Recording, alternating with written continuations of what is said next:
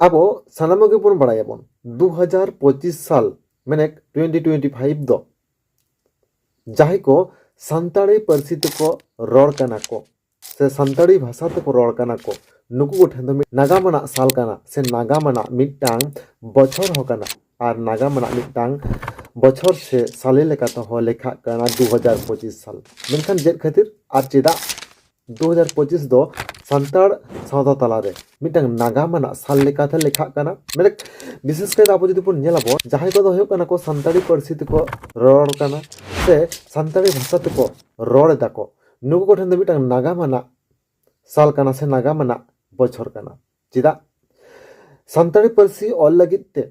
जहां चिकी को तैयार कदा माने पंडित रघुनाथ मुर्मू जहां चिकी तैयार कदा नवा चिकी दो होयो कना ऑल चिकी और नवा ऑल चिकी तैयार ना साई शर्मा पूरा कना नवा 2025 साल रेगे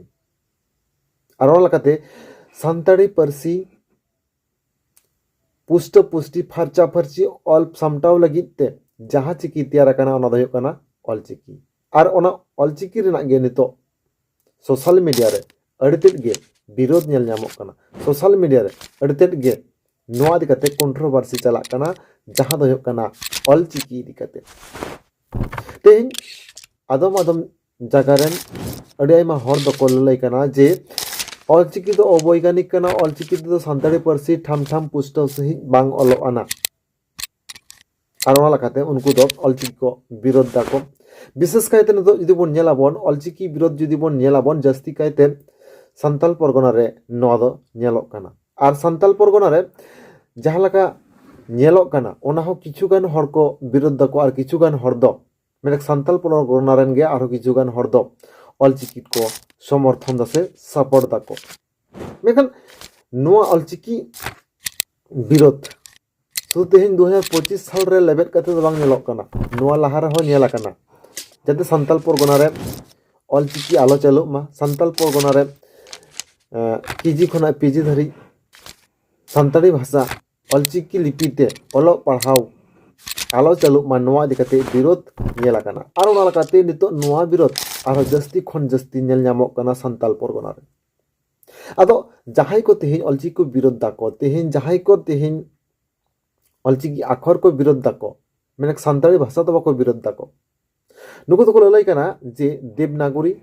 और बांग रोमानते सानताड़ी पार्सी से सानताड़ी भाषा दो पुष्ट पुष्टि ओलोआ और ओना लकाते उनको तो जस्ती खन जस्ती देवनागरी और बांग रोमान तेगे सानताड़ी भाषा ऑल ताको मेखान तेहेन उनको दो चिकी बांग को कुसिया कना चिकी दो बांग मांग को लई कना अवैज्ञानिक कना चिकी ते दो ठाम ठाम सानताड़ी भाषा बांगलो और बांग चिकी से ऑल चिकी जहां स्क्रिप्ट से अखर नोरना अड़तेट गे घरती मिना नोरना अड़तेट गे हुड़ से भूल को मिना आना इन खातिर तेहेन नुकु दो ऑल चिकी बांग को सपोर्ट दाको मेखान सरी की तेहेन ऑल चिकी तलारे इनकेना हुड़ को मिना सरी की तेहेन ऑल चिकी दो अवैज्ञानिक कना सरी की तेहेन ऑल चिकी रे अड़ी आयमा भूल मिना आना तेहेन निकरा अड़ी आयमा कुकली हिजुक कना मेनखान तेहेन नोआ दिकते मिद बार शर्मा लाहार जहां विरोध बन नेल लेदा बन और नोआ दिकते जहां लका ऑल चिकी विरोधी को ट्राइब टीवी रे डिबेट रे को हेल लेना को मेनखान ओडे जथात सही जुक्ति बांग को एम दाड़े का को जथात सही ओडे आको जहां को लय लगी दो कना को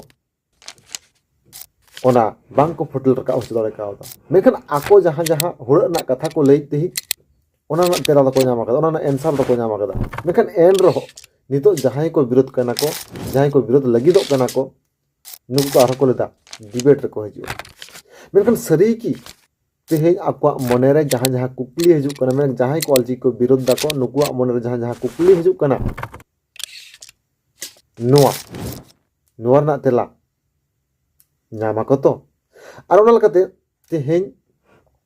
ऑल चिकी को जहां को विरोध दाको सान्ताल परगना रेन किछुगान हर ओना लकाते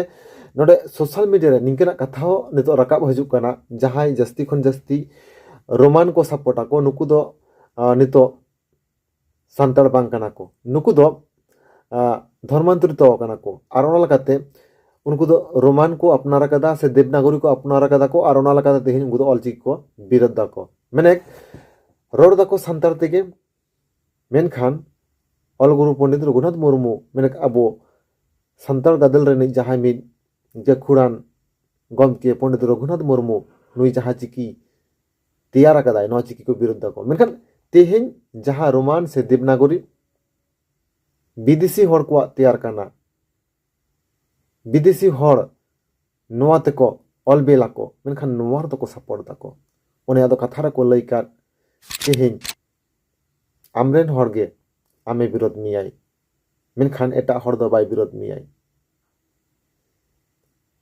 आमरेन हर आमगे विरोध मियाई मेनखान एटा हर दो उनी दो बांगे विरोध याई ठीक ओनका के पालन नोडे हो नेलोक कना आबोरेन हरगे आबो बन विरोधित को मेने संतार गड़ारेन से खेरवाल गड़ारेन हरगे आबो बन विरोधित को मेनखान एटा गड़ारेन हर को जहां ऑलवेल अरबांग जहां चिकी नो दो बाबो विरोध दा मेनखान तेहेन कथा हजू कना तेहेन विदेश रेना जहां चिकी रोमान से देवनागरी नोआ दिदा अपनार दा मेनखान तेहेन आबो नो इंडिया रेना आबोरेन खुद रोल बंशरेन हरगे तैयार कदाय नोआ दिदा बन विरोध दा नोआ दिदा दी आयमा निकन कुकली हजू कना मेनखान तेहेन उनको देवनागरी सपोर्ट को जहां कना कथा को ललाई कना को रोमान सपोर्ट को जहां कना कथा को ललाई कना नोआना एंसर नोआरना तेला सरी के तेहेन ऑलचिकी सपोर्टर ठेन खना को नाम दाड़िया को निकना अड़ी आयमा कुकली तेहेन सेटर कना और ओना लकाते चेदा से पहले रेके नोआ वीडियो तो हब रे लई कदा जे नो 2025 साल दो मिटांग संतर संत तला नागाम ना दिन कना नागाम ना कथा कना और ओना लकाते मिटांग ग्रुप तो आना दिन होकना से कथा होकना ग्रुप मिटांग ग्रुप तो आना बछर होकना नो 2025 साल और ओना लकाते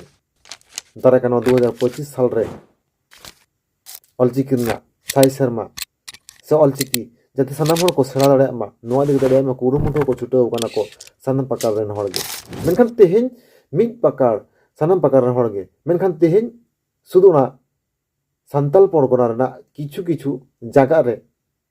तेहेन चेदा को विरोध दा को ऑलचिकी ताहले कि तेहेन ऑलचिकी विरोध रेना तायनम रे मिद मारांग ती मेना से हाथ मेना से जाते ऑलचिकी आर लो छारा पसना मा नोआ 2025 रे ओना दिशा काते तेहेन निंकना कमी हरा को साबदा किछुगान संताल परगना रेन हर को नोआ दे काते पे लेता बना नेले बया को अवश्य नोआ वीडियो ना कमेंट बॉक्स रे कमेंट काते आपे दामान दिसु दिस कथा